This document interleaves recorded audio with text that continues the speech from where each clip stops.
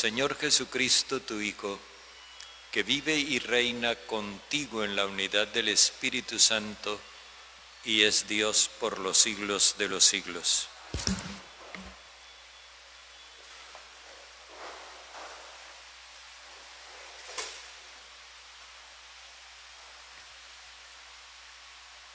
Lectura de la profecía de Ezequiel.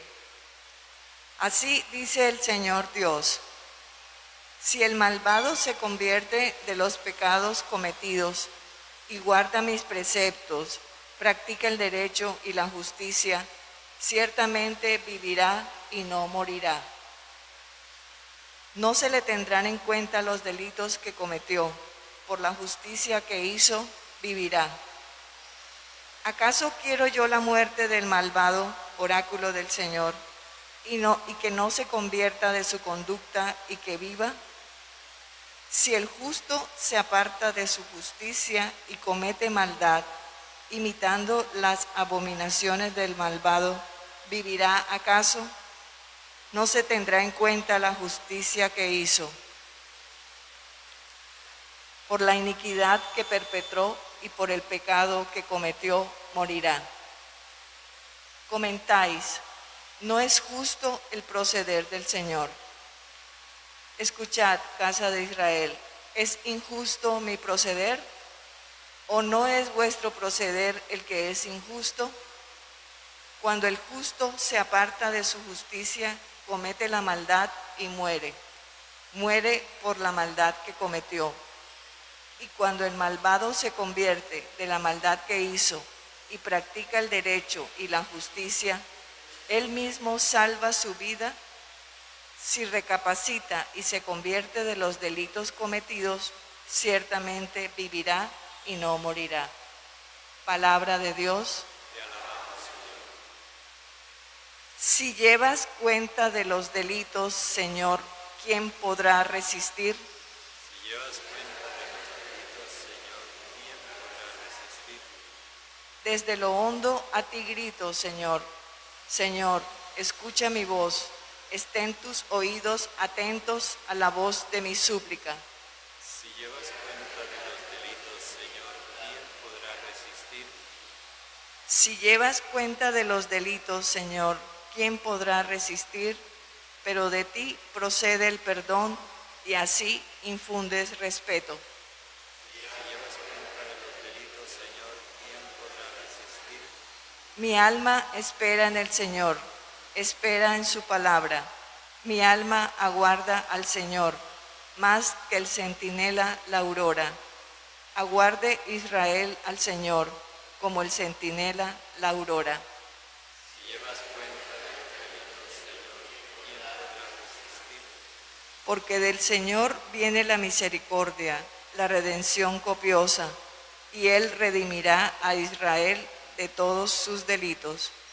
Si llevas cuenta de los delitos, Señor, ¿quién podrá resistir? Tu palabra me da vida, confío en ti, Señor. Tu palabra es eterna, en ella esperaré. El Señor esté con ustedes. Y con tu espíritu. Lectura del Santo Evangelio según San Mateo. Gloria a ti, Señor. En aquel tiempo dijo Jesús a sus discípulos: si no sois mejores que los escribas y fariseos, no entraréis en el reino de los cielos. Habéis oído que se dijo a los antiguos: no matarás, y el que mate será procesado.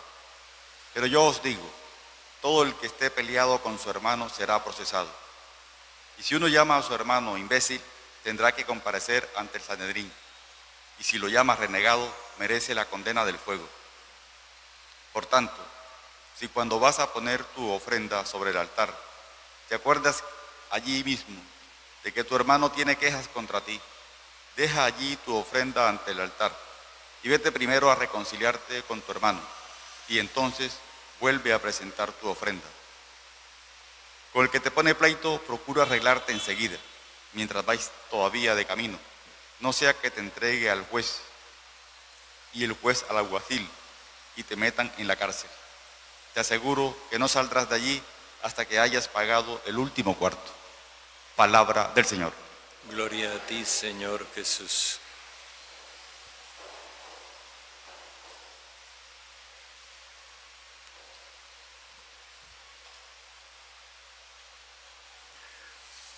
Una cosa que necesitamos aprender a admirar es la libertad con la que Dios procede y la libertad que Él concede a los seres humanos. En el Antiguo Testamento encontramos una expresión recurrente: el Señor habla. Y por otro lado, al referirse a los ídolos, se dice: tienen boca y no hablan. Esto es algo que distingue a Dios de los ídolos, que el Señor habla y los ídolos no hablan. Pero este hablar de Dios, como comentábamos hace unos días, es su manera de revelarse, de darse, de comunicarse a nosotros. Sin embargo, Dios es perfectamente consciente de que nosotros tenemos una capacidad limitada de comprensión.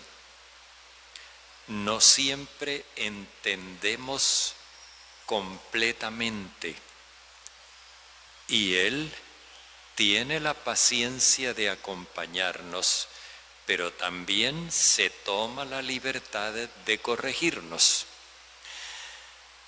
Había una doctrina que venía desde los tiempos antiguos, que comienza siendo bastante drástica.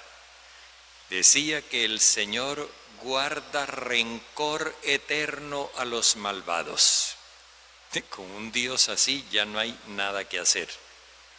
Pero después Moisés ya lo expresa un poquito más recortadamente, y entonces dice que el Señor castiga la culpa hasta los hijos, nietos y bisnietos. Bueno, ya ahí tenía un límite. Sin embargo, no faltaron voces en las que se decía que Dios no le cobra a nadie la culpa de otro. Y luego viene el profeta Ezequiel en esta lectura que acabamos de escuchar, resumida, porque es todo un capítulo, el capítulo 18, donde se refiere a la responsabilidad personal. Y fijémonos bien, el profeta dice: el que peque, ese morirá. Pero si alguien ha cometido pecado y luego vuelve a la justicia, vivirá. Porque cada uno muere por la injusticia que comete y vive por la justicia que practica. Dios así afirma entonces la responsabilidad individual. Cada uno responde por sus actos. Pero la gente estaba tan metida en el cuento de siempre, en la historia de que el Señor guarda rencor perpetuo y que la cobra hasta la 4ª generación, que protestan. Es que el Señor no es justo. ¿Les parece que debe seguir la doctrina tradicional, que Dios le guarde rencor perpetuo al pecador y que en cambio el justo tiene patente de corso para hacer lo que sea porque se portó justamente alguna vez? Y no. Todo depende de las opciones y decisiones que uno vaya tomando a lo largo de la vida.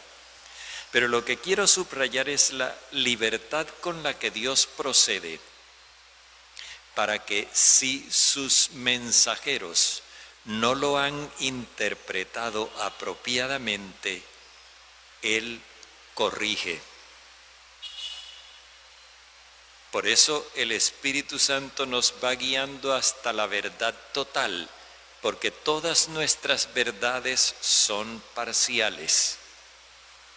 Solamente cuando logremos la plena identificación con Dios en el amor, entonces estaremos en la verdad total. Sin embargo, esto que en el Antiguo Testamento quedó claro, cada uno responde por sus acciones y cuando quiera cada uno puede cambiar para bien o para mal y seguirá respondiendo por sus decisiones. Eso no está todavía claro. Siempre se confunde, incluso en nuestra época. Yo oigo a veces que a tal persona le hicieron una oración de liberación por los pecados de su tataratatatatatatabuelo, porque los pecados de ese antepasado la tienen atada.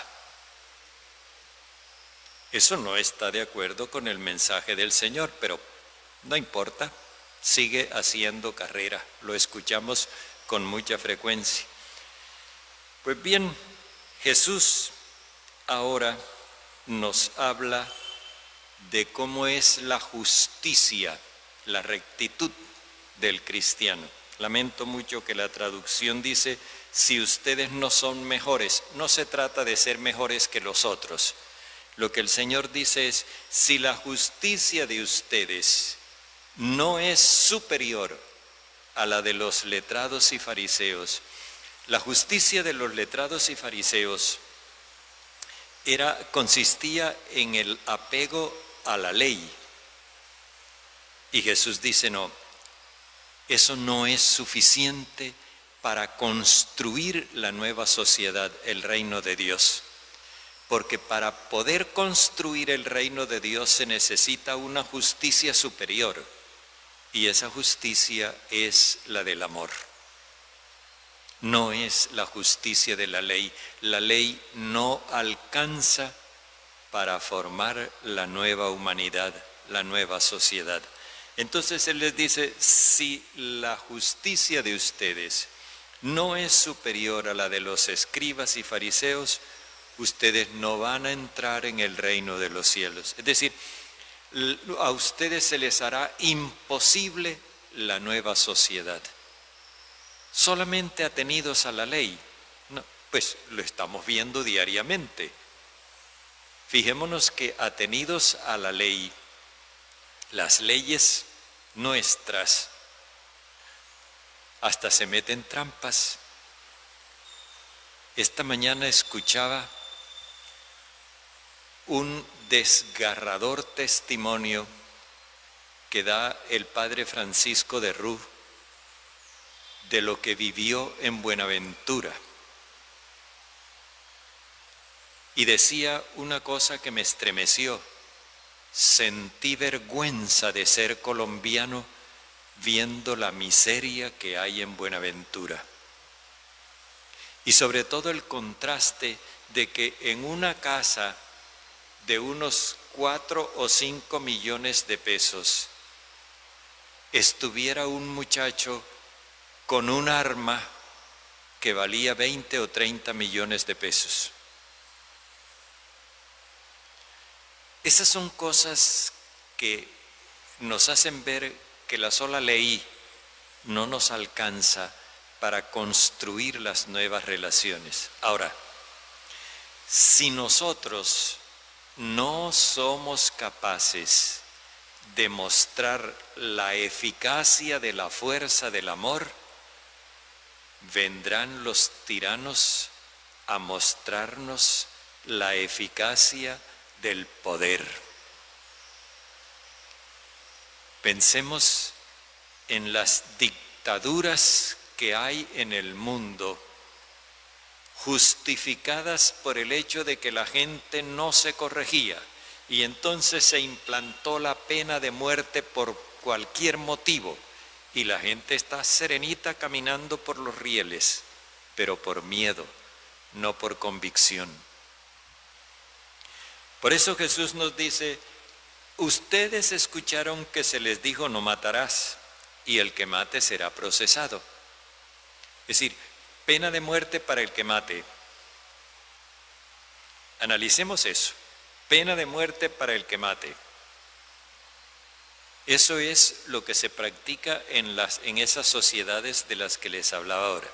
Y entonces dice Jesús: pero yo les digo, él no está de acuerdo con ese sistema, pero yo les digo, el que esté peleado con su hermano será procesado.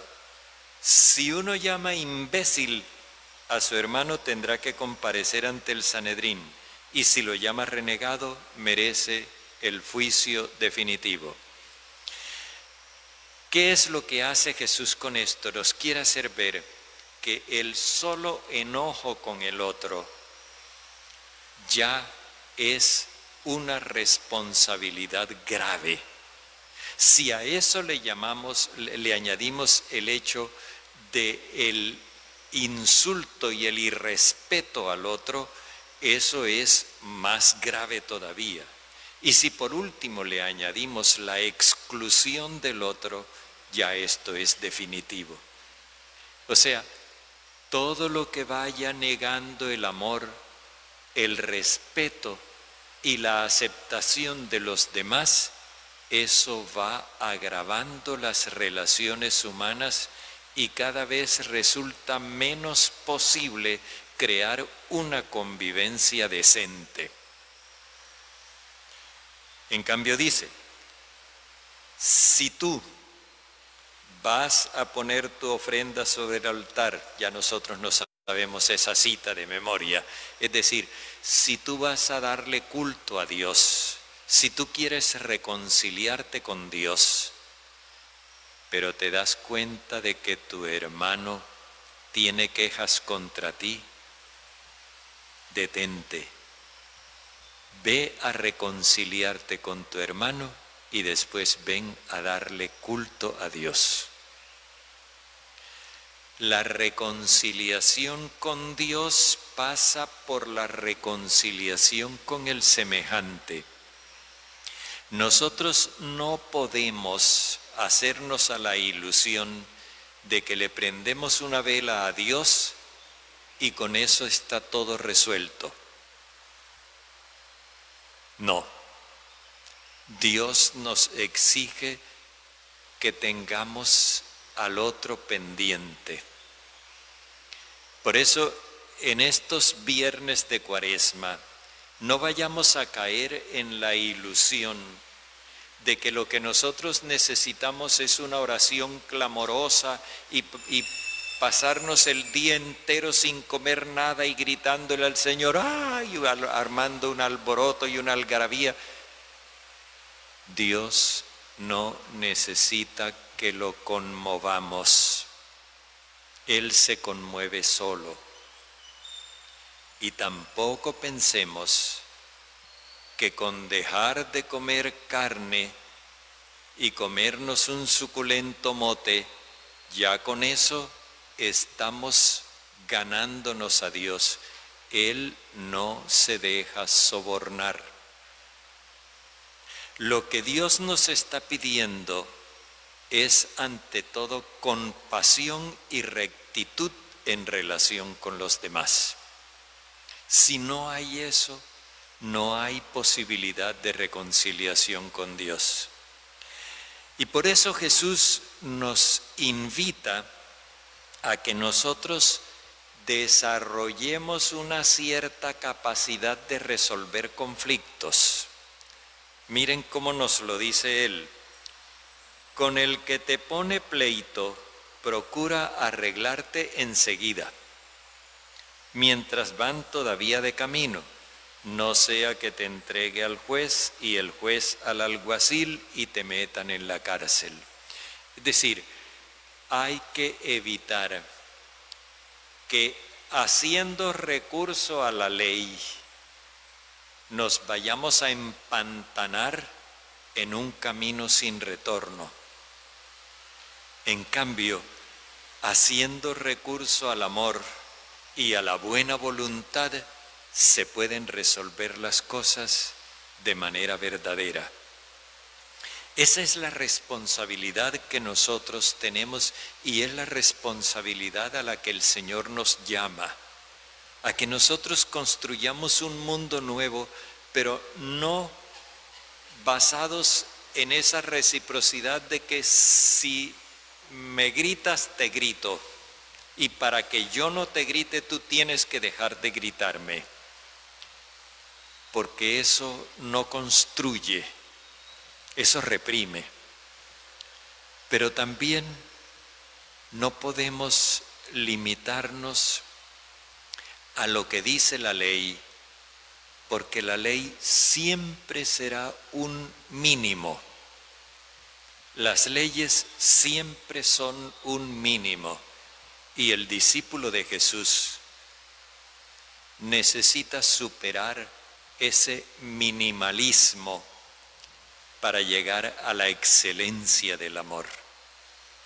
Es eso lo que nosotros celebramos con Él en la Eucaristía, la grandeza del amor y no la mezquindad de una reciprocidad en el mal.